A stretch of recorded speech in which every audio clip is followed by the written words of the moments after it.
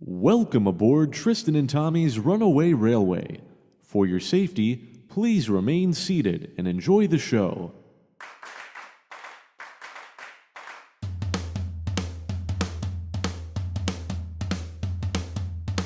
Hello, welcome to Please Remain Seated, a theme park podcast hosted by two theme park enthusiasts that work for the industry in Central Florida.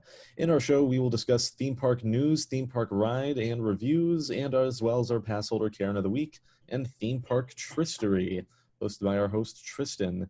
In today's news, we got Star Wars Galactic Cruiser prices, the new Genie Plus Fast Pass news at Disney, and there's been multiple ride accidents or incidences at different parks. Today's review is going to be my trip to Cedar Point that I finally got to do.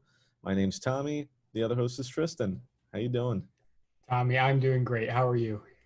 I'm doing good. Should we just jump into it? Do we have anything before we jump into the news? Oh, gosh, episode 3. Let's jump into the fire. Let's jump into it. All right. So, first big news is that on our last episode, we did mention that Galactic Cruiser is going to be opening up in the spring, and Tristan mentioned we'll be on the lookout for the prices. Not too long after recording that episode, they did release the prices, and my God, they are expensive. Yeah, I was shocked. What was the exact price again? Because I only remember roughly. Do you remember? So I actually have the prices pulled up right now. Perfect. So the Star Wars Galactic Cruiser, you spend 2 nights on, and for 2 guests per cabin, it's $1,209 per guest per night. So it's $4,800 total for 2 guests. For 3 guests, it's $5,300 total, and for 4 guests, it's $6,000 total. For a 2-night stay? For a 2-night stay. Like this, I'm not even a Star Wars fan, so it wasn't that appealing to me, but these prices, this better be some Westworld level. The theming better be incredible. To justify that price, that is absurd. Yeah, that is crazy. Like 4,800, I'm pretty sure you can do a family vacation at Disney World for that price, not just doing a 2-night stay for 2 people on the cruiser. I once budgeted a trip for a friend back home, Mm-hmm. and I was like, I think the budget was like $2,000, and if you Yeah. stay at a value resort, Yeah. you can do like several days in the parks. You can have a hotel day. You can stay 4 or 5 nights. Yeah. Oh my gosh, it's absolutely crazy. I have heard speculation that the theming is going to be really, really top notch, like even better than Galaxy's Edge. Like it's going to be something else from what I've heard. I hope it is for those who are paying those prices. I'm sure some rich Star Wars fans are going to be very, very happy with that. I guess we'll have to wait and see, but man, that's just absurd. It is absurd. And rich Star Wars fans are the only people that are going to be able to do it. That's literally it. I don't know if I will even know anybody who will ever step foot into that building. Yeah, exactly. It's like, maybe if you somehow won a free cruise or something on it. Yeah. You can book you can book 2 actual cruises. Me and my girlfriend literally just booked a 6-night Carnival cruise. Ooh. For $1,200 for the 2 of us. Like a 6-day cruise. That's really good. We can't even stay at Galactic Cruiser for like half of a stay for that. No, I think that's 1 night on the Galactic Cruiser is our entire cruise that we're doing. Yeah, that is absolutely bonkers. Yeah. Anyways, got anything to add to those? Nope. Speaking of Disney getting more expensive, Fast Pass is going away forever, and now they're doing a new paid Fast Pass system, Genie Plus, which I believe it's $15 per person a day, and you can book Fast Passes like you normally would on your app with it. And then I think there's a few attractions where you have to pay a little bit extra for. This, not too many people are happy with it. Tristan, how do you feel about it? I am unhappy with it because I've been trying to launch my own streaming service of just Gene Wilder movies, and I was going to call it Genie Plus. Okay. And so it really bums me out that I got to think of a new name for my streaming service that I'm going to launch. Having said that, I was at first when I heard about the concept of Genie Plus, I was like, cool. Didn't think anything more than that. But that's when I heard the concept for it, whenever that was. And then it comes out and it almost sounds great because the whole world has been asking to get rid of FastPass forever. Or, Yeah. a lot of people Yeah. didn't like FastPass. Oh man, get rid of FastPass. This stinks. Ah, now it's Genie Plus. Yeah, and you have to pay for it. So it's like, Yeah. I don't like that idea. Um, but my biggest concern is what would it do to the standby time? Because I believe that's what most people are concerned with. What Yeah. did these things? What did FastPass do to the standby line? What is this Genie Plus thing going to do to the standby line? The FastPass made standby longer, sometimes by a lot. And we can see the effects of that when everything reopened last year. Yeah. And there was no FastPass. The waits were short. Yeah, and like wait times are coming back, but the lines are at least moving. Yes. So now you have this, and who knows what the volume of this is going to be? How many people are going to be using this per attraction? Is it going to make the standby line really long?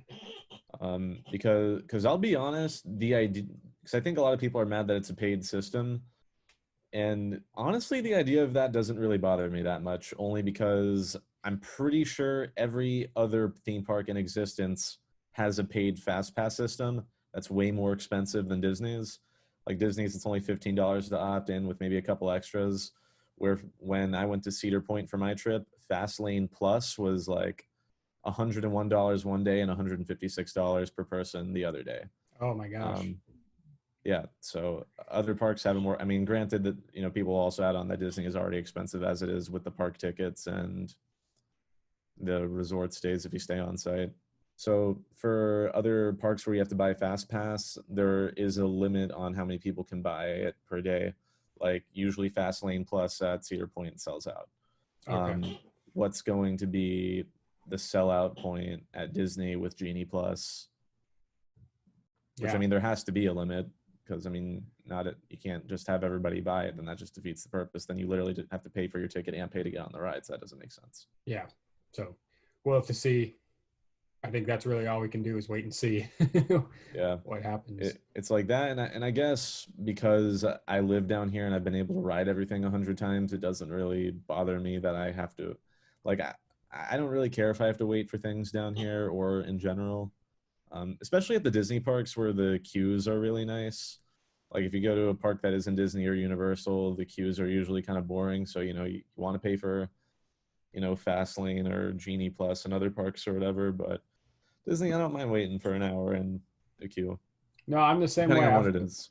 I've gotten used to that over the last few years. And yeah, I don't, between looking at the theming, like you said, which I really enjoy, or if I'm there with a friend, you just talk. You just talk through the whole queue and hang out and do whatever, and then it's over like that. At least in my opinion. So yeah, we'll have to see what this does to that standby time. Yeah, and see how long people are going to complain about it, which might be forever. I don't know. Mm-hmm. Like I will say it was nice. There was one day where I did like a solo trip to Magic Kingdom, and I had 3 great fast passes, and it was a busier day. And I got like 3 good fast passes. And then after I used those, I kept getting good fast passes because it was like a busy day, but like not busy enough to where I wasn't able to find good fast passes. Solid. But anyways, I'm honestly indifferent about it. That's my verdict. I know most people are just not happy about it, but that's kind of how I am. Yeah. Like it honestly surprises me that it took this long for Disney to get a paid fast pass system. Yeah, that's true. I will say I'm jealous of Disneyland because their max pass that they have, and granted this existed before at Disneyland, they had the old fast pass system of you go up to the ride and print your ticket. But before COVID, they had like either it changed from $10, $15 to $20 over the years, where you can book the fast passes on your phone at least every hour and a half or less, and free photo pass. Mm-hmm. Which honestly, $20 for free photo pass downloads all day is worth it alone, aside from being able to book fast passes on your phone. I'm jealous that they get that. At Disney with Genie Plus, you'll get like augmented reality photo pass photos or something like that. I don't know what that's going to look like. Yeah. Sounds like a cash grab, honestly. I prefer just to have nice photos. Yeah. Um, anyways, do you have anything to add to that? I think I've said what I need to say. I think I got all my points in too. What's next, Tommy? Next is there's been a lot of ride incidences this summer at different theme parks. I know a few months ago, Gatekeeper at Cedar Point, the chain lift broke, so that ride was down for at least a few days. El Toro at Six Flags Great Adventure in New Jersey, one of their trains derailed, so that got closed for the season. I believe that happened in July, was it? Which is disappointing because that is, from what I've heard, their top roller coaster. Like they have El Toro, King Dakar, and just opened the summer Jersey Devil. And like a lot of people will rate El Toro as the best wooden roller coaster in the world. So hopefully they can figure out whatever issue is wrong with that, can fix it. But more recently, there's been two major rides that had two major incidences. One was at Cedar Point, and it happened a few days after my trip, which kind of terrifies me. On in line, there was a woman standing in line for Top Thrill Dragster, which, if you don't know, it launches 120 miles an hour and goes up a 420-foot tall hill. It was the tallest and fastest ride when it opened up, and it is now the second tallest and third fastest ride in the world. But August 15th, there was a woman standing in line, and as the train was finishing, a big, giant L-shaped metal bracket flew off the train during one of its top speeds and just hit this woman in the head, and she's been in a trauma unit for at least a week, so that ride has been closed for the season now. And there is a ride in Japan that the other day, it's the fastest accelerating ride in the world. It launches 112 miles per hour in 1.5 seconds, and it broke some people's bones, and now that ride's going to be closed for a while. So a lot of ride incidents this year, and the Top Thrill Dragster one's kind of scary. I mean, the other one's scary too. I'm surprised not more of that happened. A ride launching that fast, not breaking more bones.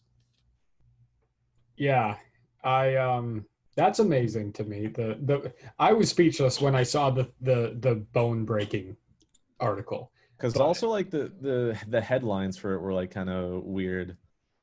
Because you sent me one. It was like where's that article you sent me? I got to pull that one up. yeah, pull it up. I only sent it to you because I know we talked about that roller coaster in a previous Yeah. episode because we were trying to pronounce it. Yeah. Was that on the other podcast or was it this one? Because it I don't might know. have been the other one. But yeah, either way, yeah, that ride's shut down. And that's a bucket list coaster for me, so I really hope that one can shut down or that can open up eventually. And then same thing with Top Thrill Dragster. So while I was at Cedar Point, that ride was actually down for both the days. But apparently that ride's only open like a third of the time anyway because it has a lot of issues. Like I think because it's so tall, if it's too windy, it can't open up. I know that's one thing, and just like other technical issues. But the fact that that incident happened 3 days after my birthday, that is kind of terrifying to me. It's like almost like, thank God that ride wasn't open. But I also know a lot of people who have been on it say it's one of their favorite rides, and I'm sure it would have been one of my favorites. But really hoping for a nice recovery for the person that got hurt. I know she's been in the hospital for over a week now. I think her family released a statement like 8 days after the incident, finally like coming out to talk about it. But really scary stuff with that. I think that stuff's scary, and I don't think there's really an excuse as to why something like that should happen because I believe that probably came from a lack of maintenance or freak accidents do happen, but Yeah. if a piece of metal flew off the train, or when you said it flew off the train, there might need to be more ride inspections or more things done to the checklists in the morning or for what they do. Because according to like the articles that have come out about it, the ride did pass, like the ride needs to get inspected at least twice a year. It used to only be once a year. And back in May, whatever inspection, I guess that type of thing would fall under, it did pass all inspections in May. It was going to go under another big check in September. But a few weeks before that, unfortunately, this happens. So I don't know if there's other things that need to be added to, their maintenance checks daily, because you know, we work in the theme park industry, so we know that every ride needs to go under some sort of checklist every day. Yeah. So What I think these people that run theme parks need to realize is if you just click the ride and then hit the little wrench icon, you can make it so it gets inspected every 10 minutes. Oh wait, I'm talking about Roller Coaster Tycoon right now. that took me a second. Like I actually thought you were genuinely going into like, yeah, like every train has a computer on it that knows every single Nope.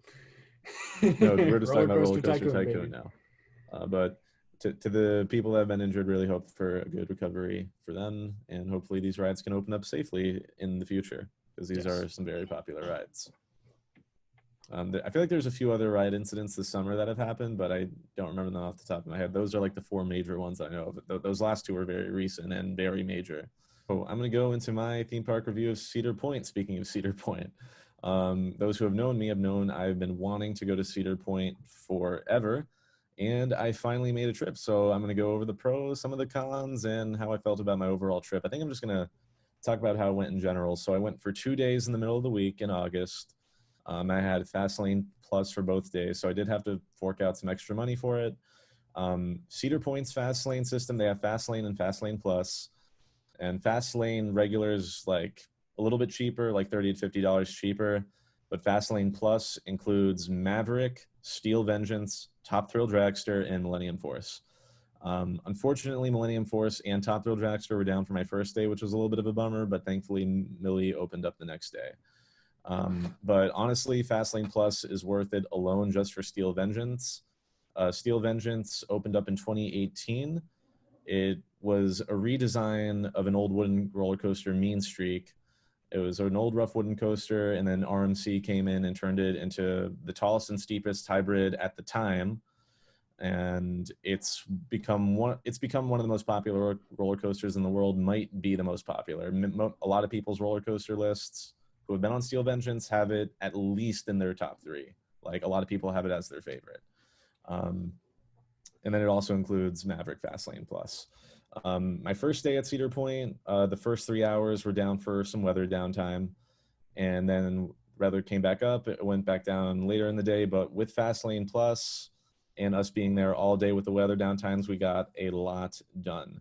I meant to say with Steel Vengeance, it's worth Fastlane Plus is worth it for that, because that ride is always a 2 to 3 hour wait minimum. It is it's insanely popular, that ride. So even with Fastlane Plus, I think we had to wait 30 to 40 minutes. And as soon as I rode that became my favorite roller coaster. I'm like, I see why everyone loves this ride. It was ruthless. It has a 205-foot vertical drop, and it has the most airtime out of any roller coaster in the world. And it's over a mile long in track. It's a relentless. There's one inversion I think it has 4 inversions, and one of them, it like is going downhill into like a barrel roll that I don't even know how to describe it, but like both times I went on it, I just screamed, "What the is this?" Like I was just freaking out. Like I went on the ride 3 times and just had no idea what was happening every time I did it. Incredible ride. That was my favorite roller coaster of all time until I did Millennium Force the next day. That ride was the tallest and fastest in the world when it opened in 1998, 1999, the world's first Giga coaster. Over 6,000 feet in track, 96 miles an hour, I want to say.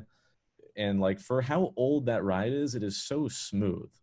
Like I couldn't get over how smooth and like the nice airtime on it.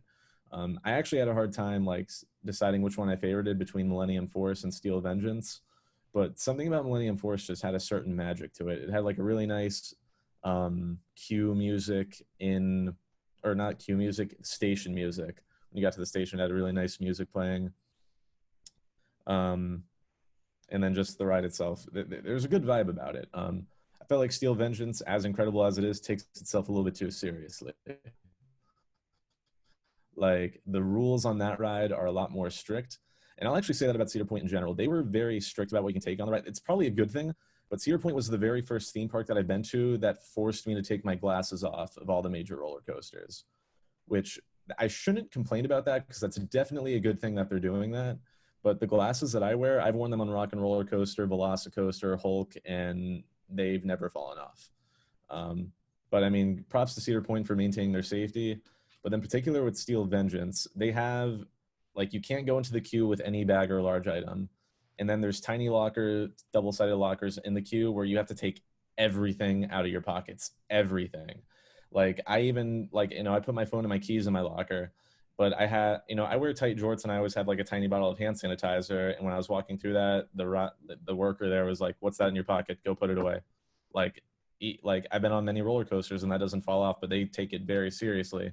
So props to them for doing their job, even though it was kind of annoying. But since I did that one time, I didn't make that mistake the next few times I did it. Pros with Cedar Point, roller coasters. If you love roller coasters, you got to go to Cedar Point. Like, they have so many incredible roller coasters there. 4 or 5 of them are now in my top 15. Steel Vengeance and Millennium Force are my top 2 now in general. I really loved Gatekeeper and Valraven. Gatekeeper was a winged coaster. Valraven was a really tall dive coaster similar to Griffin or Sheikra if you've been on one of those. Maverick was also really good. I didn't enjoy that as much as other people do. Like, to me, I thought it was a little bit rough, but it's one of the Fastlane Plus rides and it's very popular. It's an Intamin Blitz coaster. It's kind of like Velocicoaster, but I think Velocicoaster is way better than that. Gemini was a really great old dueling wooden coaster.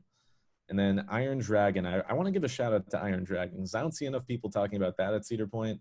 It's not one of their biggest and fastest rides at all, but it's a suspended roller coaster similar to what Big Bad Wolf was at Busch Gardens Williamsburg. And it was just like nice, smooth. Like, I really loved it.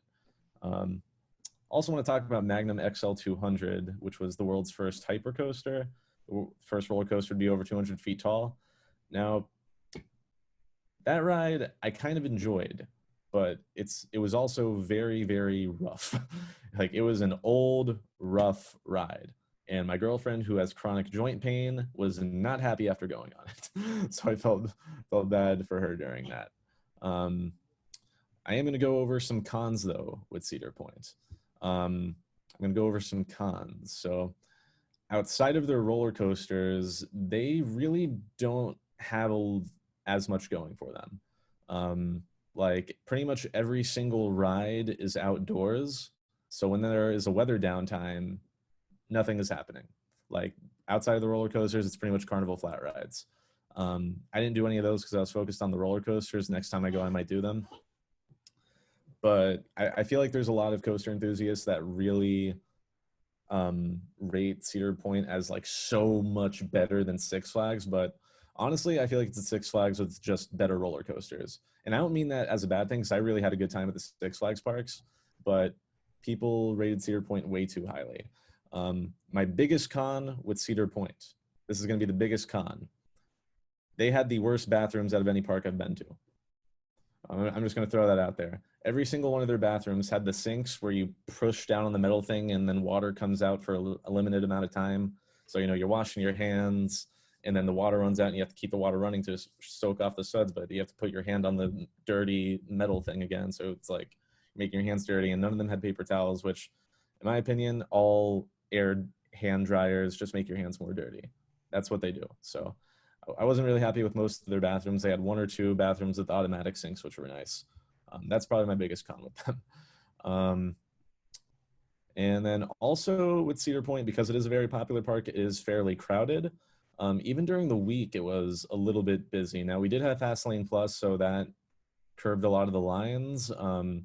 If we didn't have it, it probably wouldn't have been that bad, except for like the big 4 attractions. Well, particularly Steel Vengeance. Steel Vengeance would have been a long wait. Maverick would have been a long wait. Millennium Force, when we finally got to go on it, didn't look like it had that much long of a wait outside of Fastlane Plus. But it was very good to have, and I would recommend it if you're able to fork over the money. And yeah, I think that's my take on it. If you love roller coasters, it is definitely worth the trip. I fell asleep while you were saying all that. Yeah, no, I definitely just kind of went off for several minutes. Like, Hey man, the friend that I am was happy yeah, to hear you talk about what you like to do. Thank you. I appreciate that. Um, Hopefully other people kind of do as well, maybe. no, they Um, don't. Let me. Probably not. Probably not. I I was gonna say during the first 3 hours that we were at Cedar Point when nothing was open because of rain and thunder. When you first walk in, there's a carousel, and the music that was playing kind of reminded me and my girlfriend of like Main Street USA in Fantasyland. So we just kept making jokes like we're basically at Disney World right now. Oh, there's the Skyliner gondola. So we were having a good time. Well, that's good to hear. I've been to Cedar Point once, and I had a great time. I didn't actually ride that many roller coasters. The only ones I have memory of riding were Main Street, and Mhm. this is back in 2013, and the Gatekeeper. And Yes. Gatekeeper was cool, awesome time, whatever. Mhm. I chickened out of Top Thrill Dragster, but let me tell you about Mean Street because you were talking about how Steel Vengeance replaced it. Yeah. Okay, and you said it was really smooth and nice. Yes. Okay, Mean Streak. Speaking of glasses too, I was wearing Mhm. sunglasses on it, and it was so rough and like bouncy and just jerked you around so bad that I was holding my Mhm. sunglasses on with one hand, but I was getting Wow. jerked around so bad I was just slapping myself in the face. And that's just a regular wooden coaster. It's not even Yeah, I suppose so. But not even an inverting coaster, just a yeah, but Cedar Point's actually going to come back in a couple minutes in this episode. oh. Yeah, Ooh. but that's 2 segments from now. We got to go into our next one. You ready, Tommy? Segments from now. Let's see. Yeah, I guess I've been talking about Cedar Point long enough. We can hop into our next segment. If you guys have any other thoughts or opinions about Cedar Point, let us know. Yes, absolutely. So here we are. We're going into the Passholder Karen of the week. Ooh. So got 2 little bullet points here, 2 little things I pulled from online, various things, whether it's a Facebook group or Yelp or whatever. And so we got 2 of them here. The first one's brief, and I read these as they're typed, so you can hear the mistakes that are in them. Oh boy. First one here. You can barely enjoy what you paid for. They take 1,000%, and there is only 100% space for attractions.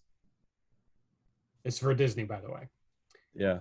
I'll reread the last part. They take 1,000%, and there is only 100% space for attractions. They take 1,000%, but there's only 100 per.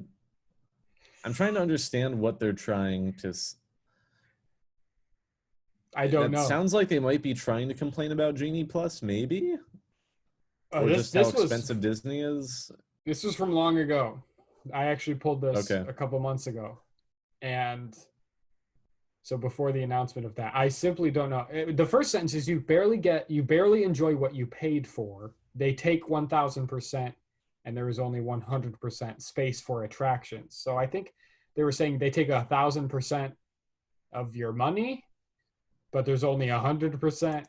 I don't know. They're complaining that there's only 100%. Are they talking about how large of a space Disney World is, but not literally the entire space is filled with attractions? They need to learn how to use the term 100%. Yeah, exactly. They need to learn percentages. So I thought that was hilarious. Yeah. Next one. Here we go. I really feel ripped off.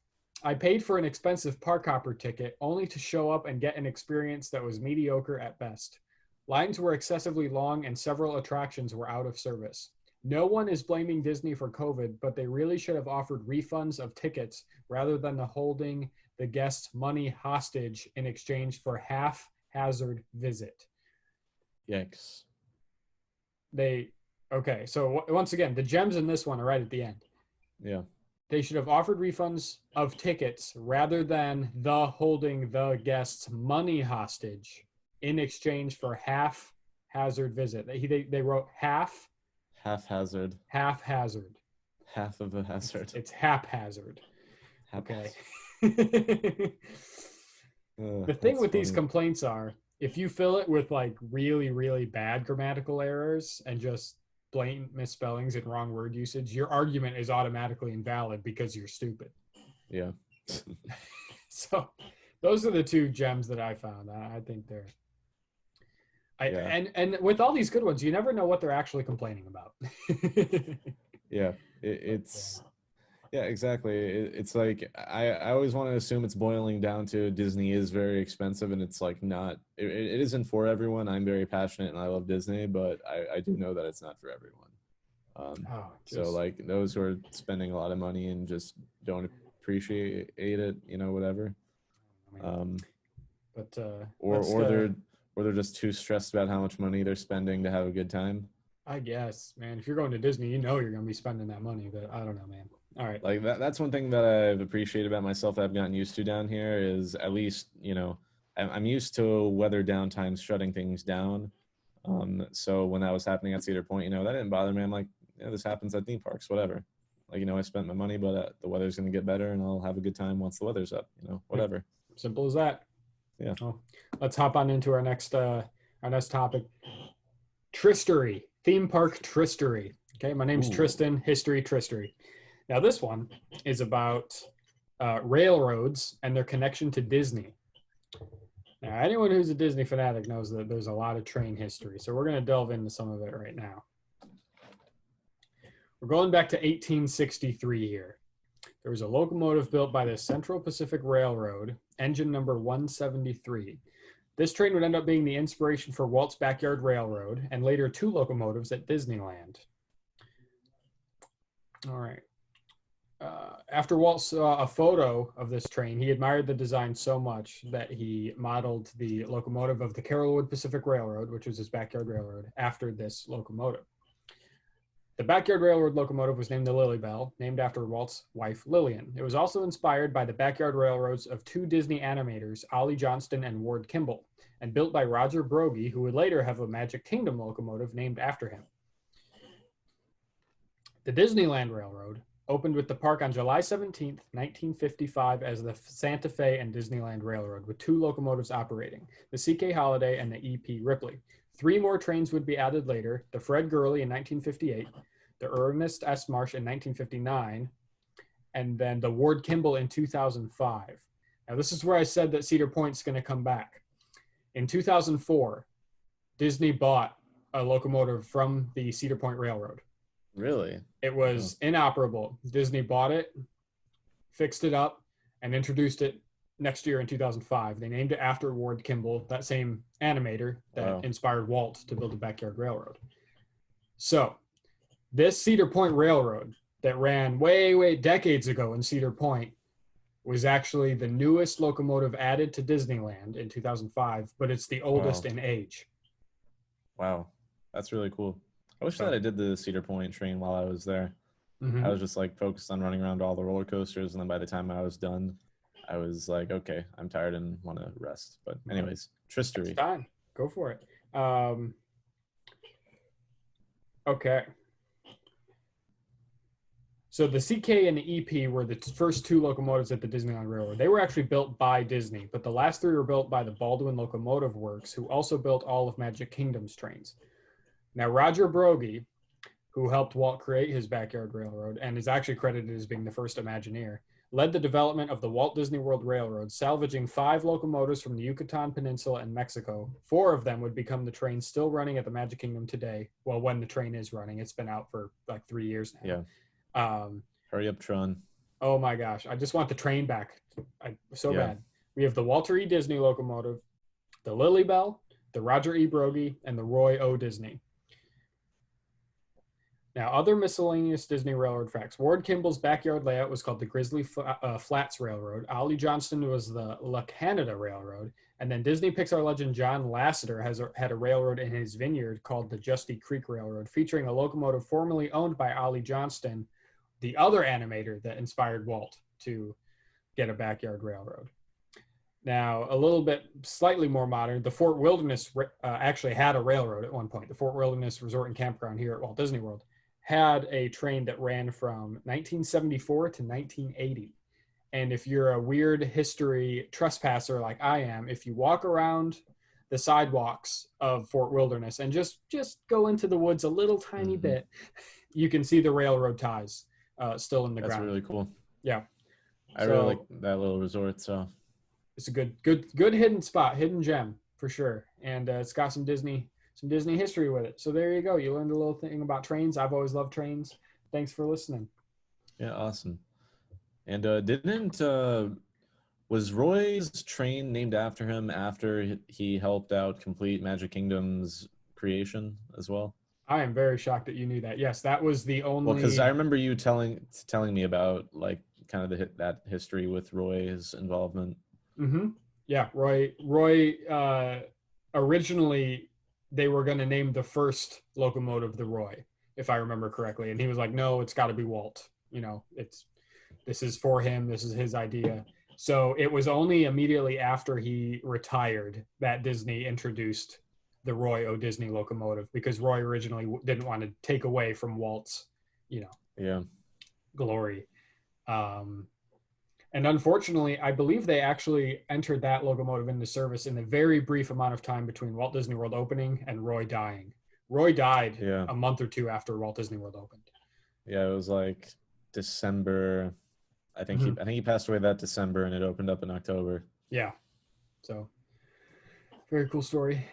All right, Tommy, Yeah. talk us out of this. All right. Well, thank you guys so much for listening to our third episode of Please Remain Seated. If you guys have any ideas of things you'd like, any news or theme park or ride reviews you want us to talk about, I know the last two episodes I did theme park reviews, but maybe you want us to do a ride review. Maybe you want Tristan to review something. Oh, God. Who knows? But anyways, thank you guys for listening to us, and we'll see you on our next episode. Like, subscribe, hit the bell icon. We're not. I don't think we're on anywhere with the bell icon, but do all the things. Love us. Bye. Bye.